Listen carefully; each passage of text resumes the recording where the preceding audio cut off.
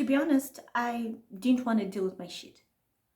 I didn't want to do the work it takes to heal, and I didn't want to peel away and work through the messy emotions of my baggage.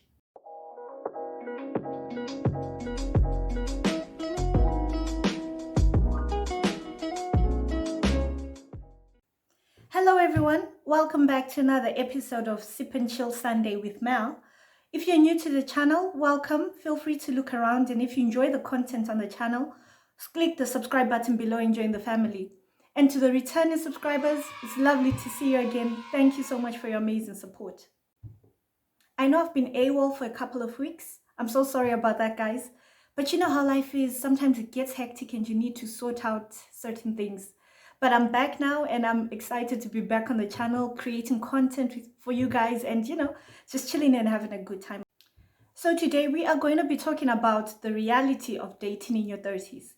Now, this is a topic that I've been wanting to discuss for a while, but also gathering my thoughts to really come up with something concise that I wanted to share with you guys. And this video, I think it leans more towards the women because I'm a female who's in her 30s and single, and I know the experience. I cannot speak for the gentlemen. In terms of drinks today, I will be sipping on my Zoe Orange Crush as always because it's my favorite drink. Okay, without any further ado, let's go. Let me start off by saying that dating is hard in general, but in your 30s, it is a whole different ballgame. It is not for the faint of heart. I mean, you've entered into a new decade of your life and no one tells you that the rules have changed. And what makes it worse is the narrative that is attached to single women in their 30s. Where do I even begin with that? So, quick disclaimer. This narrative that I'm going to get into detail about, I'm speaking about it from the perspective of an African woman. So it may or may not apply to everyone. And additionally, it's not a conclusive list. These are just some of the key things that I've picked up on my journey. So the narrative sort of goes something like this. 1, she's high maintenance. That's why she's single in her 30s. Anoneta. That's why she cannot keep or get a man. 2, most people assume that single women in their 30s are damaged goods with a very checkered past. She's promiscuous. She was busy running after sugar daddies, Madara, instead of looking for a nice boy to marry her. I do not know where people get that from. The most insane narrative I've heard to date is when people say that there's something wrong with you if you're in your 30s and single. And they normally ascribe that wrongness to your lineage, your dzinza, and say that maybe there's a curse in your family. That is why you've got unmarried aunts, and that is why you are not married yourself. Then for those people who lean more towards the spiritual, Christian side, whatever, they will also say stuff like, you know what, you probably have a spiritual husband. That's why guys are repelled from you. You need to have someone pray for you. Last but not least, another common narrative is the one where a woman's success is weaponized against her. People will say things like, oh, she's bossy, she's hard, she's not feminine, she's not submissive. She thinks that because she's a boss at work, she can be a boss at home as well. That's a cliche. And people like to say these things with a sense of glee, like, let her marry her job. So in my opinion, such narratives surrounding singleness of women in their 30s is an oversimplification of the experience of these women. And I think it's downright degrading as well because you are not seeing the full 360 picture of someone's life experience. This is why I think that the reasons behind a woman being single at a certain age are immaterial, because that person still has to deal with being disconnected to some extent and with loneliness as well that comes from the societal pressure to be at a certain place at a certain time in one's life. So by 30, most women find themselves in a pressure cooker. And this is because some of their friends or most of their friends at that point would have gotten married and may have even started having kids. So you start feeling like you have been left behind, that your peers have gone ahead of you and you are still stuck at a certain stage when you should have graduated to another level. So I'm hoping that by having this conversation with you guys, we'll be able to view this from another perspective. The thing is, if you do not manage what you think about your circumstance, your singleness, it will manage you. And you may find yourself making rash decisions from a place of emotion instead of a place of logic and rationale. So the first thing to know and perhaps accept about dating in your 30s is that the market that you may have known in your 20s has changed. Giving myself as an example, I was last single at 25. And you know, at that point in my life, I was a hot commodity. I had guys my age, older guys, chasing after me. I had my peak of the crop and it was amazing. So you can imagine my shock getting back into dating this year at 32 to find that the landscape had changed. It was humbling. It was humbling. Suddenly, there were newer, cuter, younger models on the market. And no one was checking for, okay, not no one, but most people are not checking for a 1988 model. So what am I saying? You have to understand that in your 30s, your dating pool has shrunk. All of those guys who were checking for you in your 20s have probably paired off, gotten married, engaged, or into committed relationships. So that means that your options have dwindled. The dating pool is sparse. And chances are that the guys you're going to meet are divorced, have children, and have baggage. The odds of meeting, a single, sexy, suitable guy, those are pretty low. Not improbable, but low. So I say this to say that when you're dating in your 30s, you may have to adjust your bias towards divorce and men with children. Because those are your customers. Not all, but most of your customers. Number 2, when dating in your 30s, don't have the last bus mentality. So I did not start this conversation by talking about the shrinking dating pool in order to be negative or to dash anyone's hopes. No. I said it to highlight a serious consequence of a fact. It's easy to jump onto the last bus when you feel like you have no other viable options. So for the purpose of this conversation, let us refer to guys in their 30s who are single, childless, never been married, and successful as unicorns. Okay, because they're quite rare and few in this demographic. So back to using my life as an illustration. I met a unicorn some months ago, and it felt like picking up money in a busy street. That's about right. So some years ago, must have been 2007, 2008, just after dollarization started in Zimbabwe, my friends and I were walking down Main Street in Bulawayo along cabs when we saw $100 bill fluttering on the ground. Mind you, the street was busy. It was month end. There were lots of people and no one had noticed that money on the ground. So we picked up the money, which, mind you, at that point was someone's whole salary. And we just stood around in that area waiting. We stood a very long time just waiting for someone to come back and claim that money, to look for that money. So in the end, the money belonged to us, though it didn't quite belong to us. When I met the unicorn, I had the exact same feeling. I was like, can people not see this guy? All these single girls out there, can they not see this guy? So, when I started talking to him, getting to know him, I felt like I picked him up, put him in my pocket. But I was so on edge, and I was just waiting for someone to come and tap me on the shoulder and be like, hey, mother, give back. That one is mine. You know how us as women, we have a list or the list of the things that we look for in a partner? The unicorn checked all of my boxes on the physical and material lists. We're going to talk about the lists in another video. I think it's a conversation for another day. So on the physical list, the guy was tall, handsome, lean physique, Beard gang, nice beard. You know the type that you shampoo and put oils in? Not those spas. No, not the spas ones. Clean. The guy could bath. He was clean. He was well dressed, stylish, deep voice, calm, cool, collected demeanor. And on the material list, this guy had the cheddar. He had his own money. He was successful. He had a nice apartment. He drove a beautiful car. He had gadget this, gadget that. What?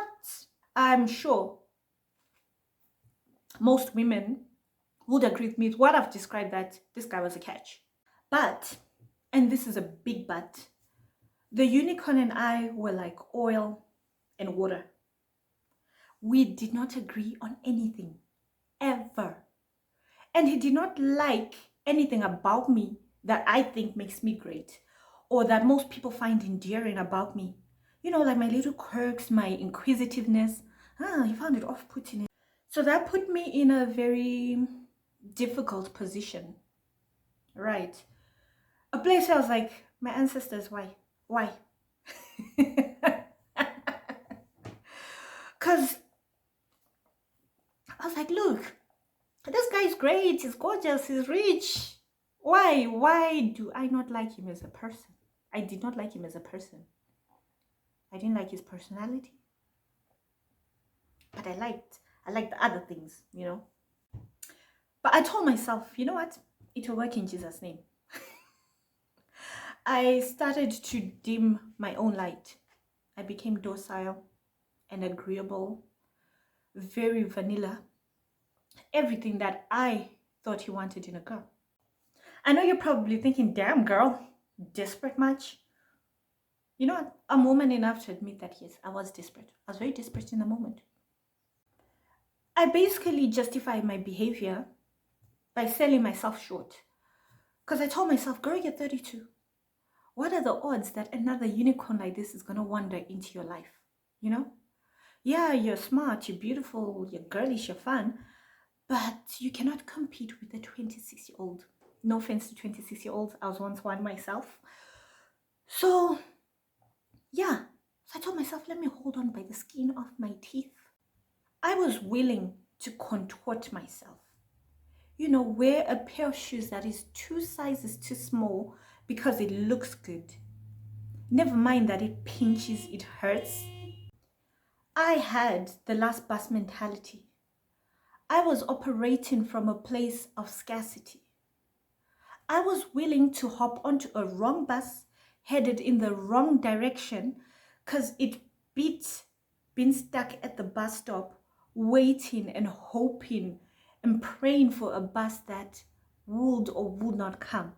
My 30s, ladies, since we're keeping it all the way 100, how many of you have gotten into entanglements, situationships, or relationships out of desperation? I'll wait. How many of you know friends, family members who have done that? Hopped onto the wrong bus, headed in the wrong way, and are now married and miserable. I understand the pressure and I do not invalidate anyone's experience. Our society has really made marriage an accomplishment and the title of Mrs. a hallowed honor. I'm not being a hater. I love marriage. I love love. I'm just stating facts. I just want to say, stay at the bus stop. It's not going to be a fun experience. I'm at the bus stop. It's not fun. There are going to be moments where you feel lonely, disconnected, frustrated. But you're better off staying put instead of heading in the wrong direction in the wrong bus. 3, when it comes to dating in your 30s, you need to chill out. You have to make a daily conscious decision not to put yourself under pressure due to some timeline that you feel you need to rush and meet. In the same manner that fingers on a hand are not the same length, it's the same thing with people in life. Our stories, our romantic stories, our situations or circumstances are never going to be the same. Once you understand that, you'll stop giving yourself such a hard time. You'll have more grace for yourself. Chilling out also means pulling down your walls when it comes to dating. Some of you have constructed walls that are so high that these walls that you've built to protect yourselves are keeping out people as well. In order to date and to date successfully, you need to be vulnerable. You cannot date when you are so committed to staying safe and you're not willing to gamble. Not all dating is going to culminate in marriage. You're going to fail, you're going to fall. But even as you go through that, don't become so bogged down with cynicism and bitterness. Don't be that girl who's always like, all men are dogs, all men are this and that. Because, have you dated all men? Sis, have you? So chill out. Enjoy the experience. After all, dating is a selection criteria of a future partner. And dating should be fun, ideally. And it shouldn't feel like a job or means to an end. You know, have you ever met those people who, like, when you're getting to know them, it's like you're on an interview. They're so serious, you know. Kumshande kupi. And you're like, geez. Number 4, when you're dating in your 30s, you have to make sure that you heal first. So I'm of the school of thought that it takes 2 people to tango. It takes 2 people to make a good thing go bad. As much as I've told you guys about the unicorn and how he was a bit of a jerk, it's only fair that I also explain how I fudged things up in that situation. So when I met the unicorn, I was in a bad place. My 7-year-long relationship had failed and I was hurting. And because I was putting myself under so much pressure because of my age and because I was so concerned with what people would say about being single in my 30s. And also because, you know, he was a unicorn. I was like, I'm never going to do better than this. I put myself, and I put him too, in a very, very messy situation. To be honest, I didn't want to deal with my shit. I didn't want to do the work it takes to heal. And I didn't want to peel away and work through the messy emotions of my baggage. I wanted to feel good. I wanted a quick fix. I was trying to put a bandage, you know, an elastoplast on a bullet wound. Bad idea. In his defense, especially in the early days, the poor guy did try, you know. He did try to scale my walls, did try to break down this resistance that I had. But looking back at that version of myself, I was a mess. I was toxic as hell. Because I was not healed, you know. I was extra sensitive. My skin was paper thin. I was prickly. Any small thing he did, or any small thing I felt he did wrong or wasn't doing well, it sent me into a tailspin. Mind you, I was not even dating this guy. We were at what people call the talking stage, right? And twice, not once, twice, I broke things off. Threw a tantrum. Oh, I don't want to talk to you anymore. Blah, blah, blah, blah. I'm sure I acted like a complete loony, guys. Like a complete psycho.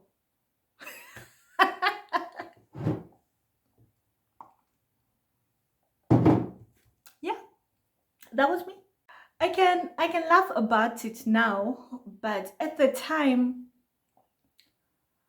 I wanted to be validated. And you know, I tried my darndest to fast track a relationship. I wanted that title of girlfriend. Do you know what I mean?